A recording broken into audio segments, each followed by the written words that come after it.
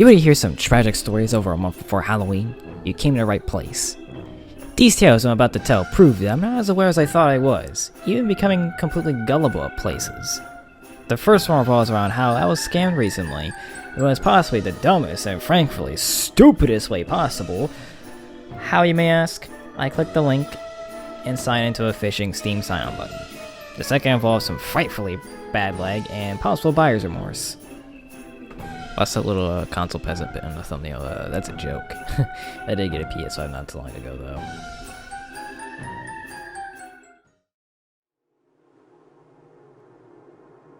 This started with some of my Steam friends lists, who I would nickname FX, as I was part of his username. Someone who was on my friends list for a while, but never actually played any games with me. He would suddenly send me a Steam message with a link attached to lead me to a contest from an esports site. I hadn't realized this until I was scammed, but there are many errors with this message. For one, FX did not play CSGO or any games that were esports games.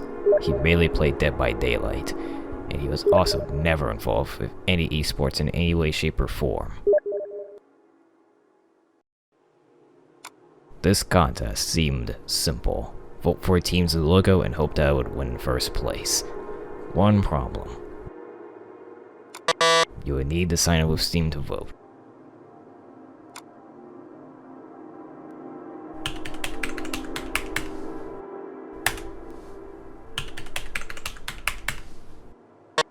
When I attempted to do so, it would give me an error. Regrettably, I tried Steam Guard on it, and it didn't work.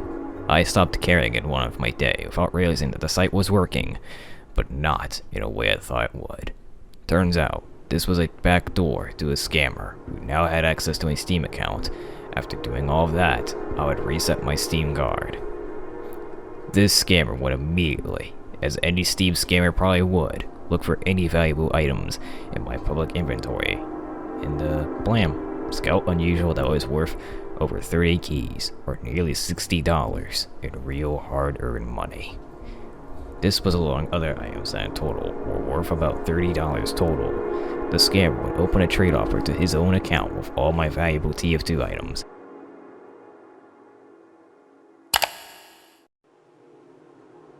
Leaving only a couple that were worth about 3 refined at most.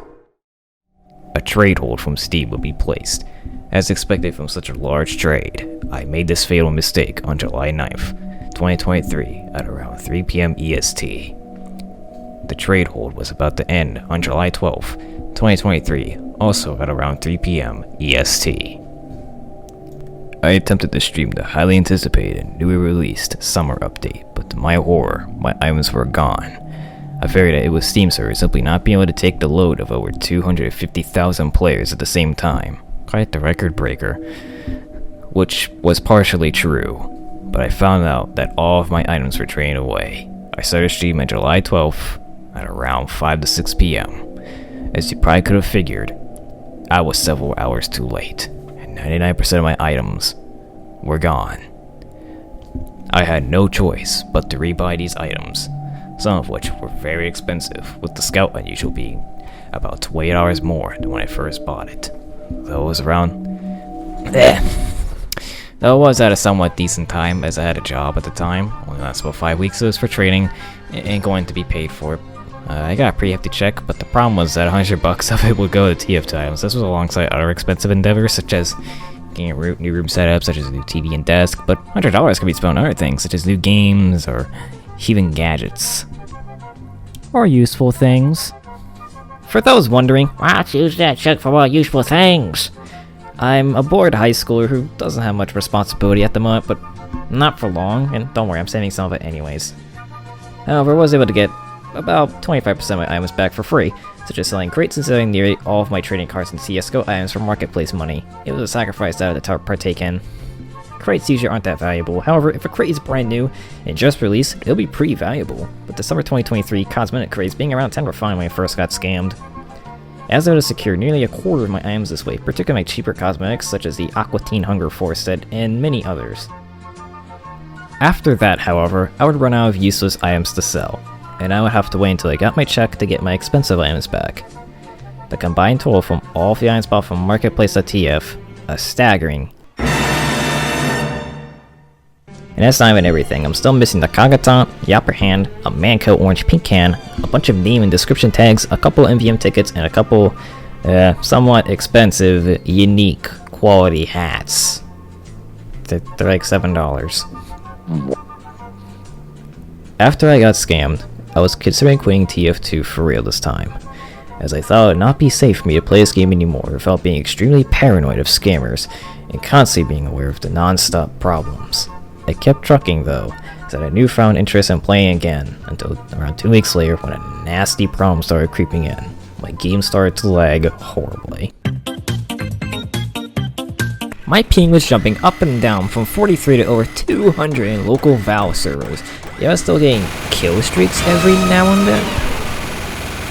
Here's a bit of a backstory.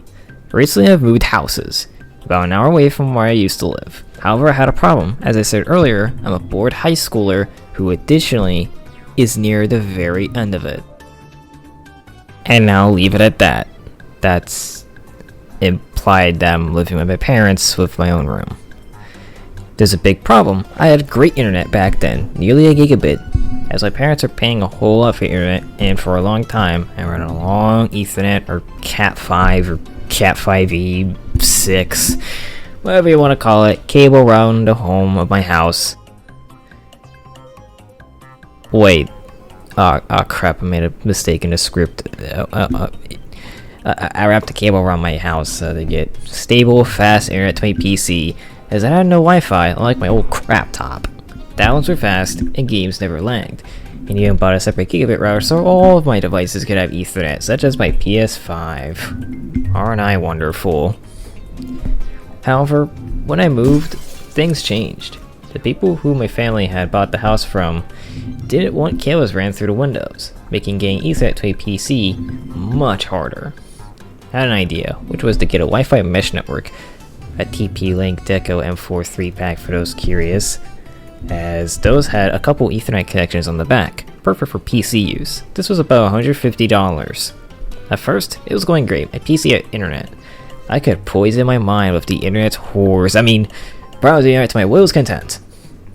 Videos and images loaded fine relatively quick. Sure, my speed went down by about 400 megabits, but I used to get around 800 megabits anyways, so 400 was acceptable. The problem started as I started playing TF2 again. I was lagging so badly that VAC would kick me, which got me into panic, thinking that I was VAC banned. The possibility that the scammer was using my account for cheating purposes. Turns out, it was just the game telling me that my connection was unstable. I tried a few fixes, such as changing the DNS to Cloudflare's 1.1.1.1 and 1.0.0.1 for those curious. I might have screwed that up, and setting the mesh network to access point mode. It worked very well, until around August when the game started lagging horribly again, but this time with no fix whatsoever. I tried anything and everything, changing Windows settings, resetting them to default, changing mesh network settings, contacting TP-Link support, adding r/TP-Link, changing IP addresses, realizing the particular mesh network I had issues with specific network controllers, including mine. Nothing worked.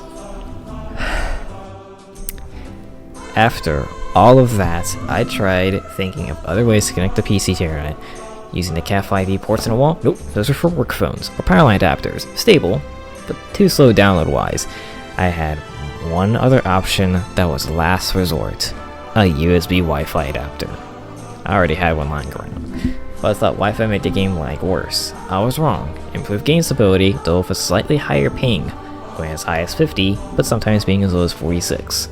But at the cost of severely downgrading internet speed to about 200 megabits per second. I know, first world problems. I live in America, and in a neighborhood I wouldn't really call low income, but not exactly high income either. Probably around middle class, maybe. But this is still not ideal for a gigabit or Wi-Fi 6 router. Those problems can be fixed by getting a USB 3.0 Wi-Fi adapter made with Wi-Fi 6 in mind. My current one is only USB 2.0 and it has up to Wi-Fi 5, but it works for now. So far, all these follies have been fixed. Well, it feels like patching something up with duct tape. Not ideal solutions, especially not for the internet, but but absolutely, especially spending about $90 to get my items back where every penny counted. But they'll work for now. Thanks for watching us all the way through. I encourage you to leave a like, and maybe even a comment. And also triple check everything you see on Steam messages, especially they pop up at random and contain links.